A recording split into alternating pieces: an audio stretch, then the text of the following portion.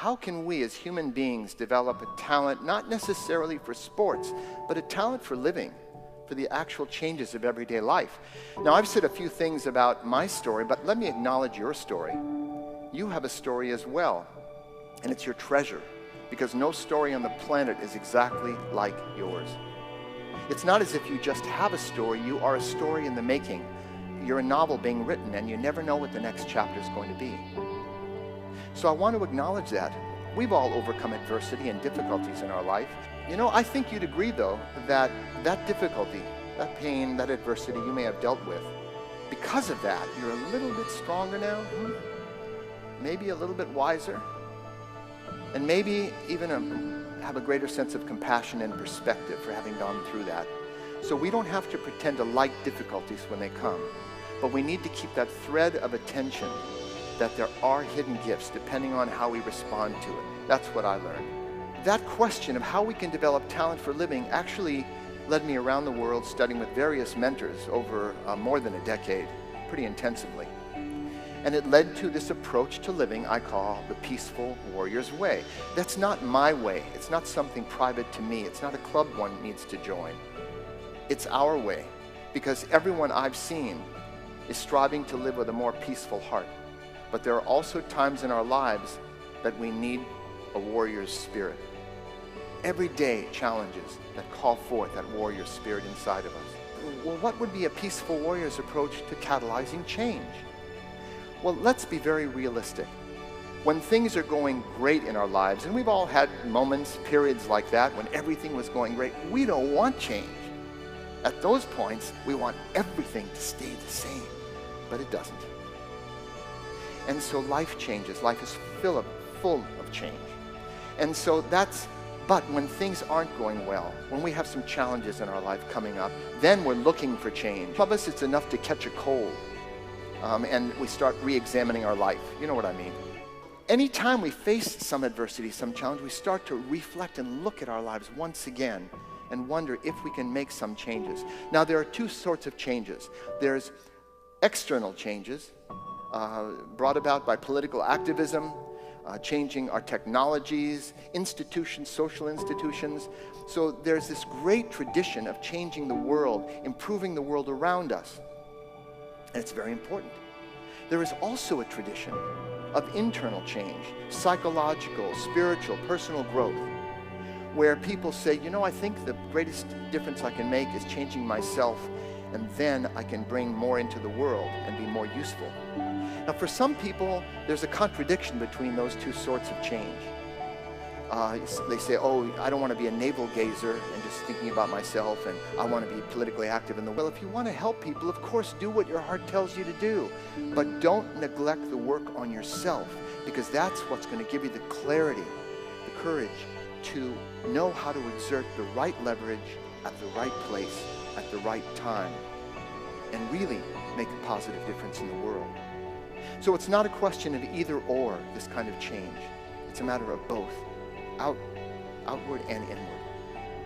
Now, even if we decide we want to work on ourselves, where do we exert the right leverage? What is that comprised of?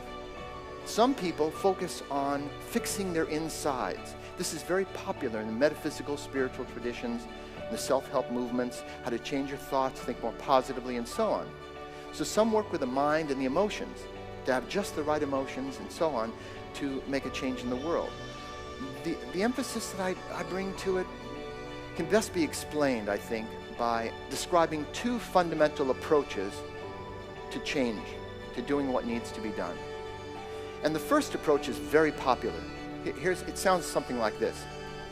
First, you need to quiet your mind so you can create empowering beliefs. To raise your self-esteem so you can practice positive self-talk.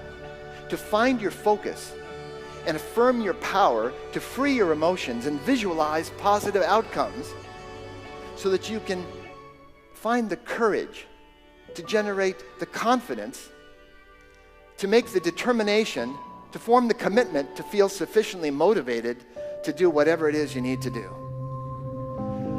Whew. That's one approach.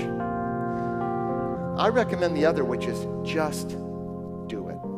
Life is always going to come down to that. Whether it takes us a few minutes or a few months or years, the question always remains before us. What will you do now in response to the circumstances? Because it seems to me we have to look closely at what we have more or less control over.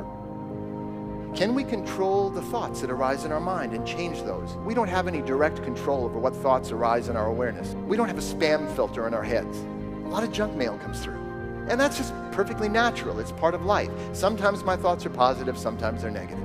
I'm at peace with my mind now because I recognize that. I'm no longer worried about it. If you want to become obsessed about something, I'll tell you how to do it. Just try really hard not to think a given thought all day. How about our emotions? Can we control our emotions? If we could just will ourselves to feel differently from the way we feel in any given moment. Somebody came up to me after a seminar or talk workshop I gave and said, Dan, I don't know, I have to tell you, I feel so inspired. I said, don't worry, it will pass. Because it's true, isn't it? Inspiration comes and goes, motivation rises and falls. The question remains, what will we do? How do we turn what we know into what we actually do? Isn't this the major challenge of our lives? Life can feel overwhelming when we're thinking about the past and future. You know, a writer named Barbara Rasp said, the lesson is simple, the student is complicated.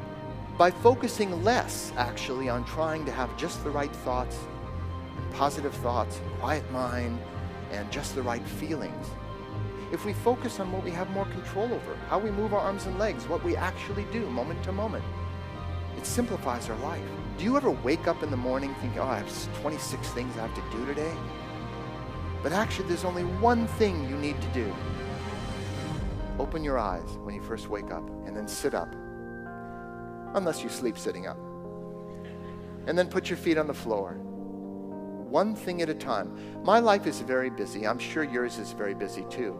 But my life has become very simple when I've finally realized I can only do one thing at a time. Just remembering to do those things more often. Remembering where we are, right here, right now. The moment of reality, it's the only one. And the quality of our moments become the quality of our lives.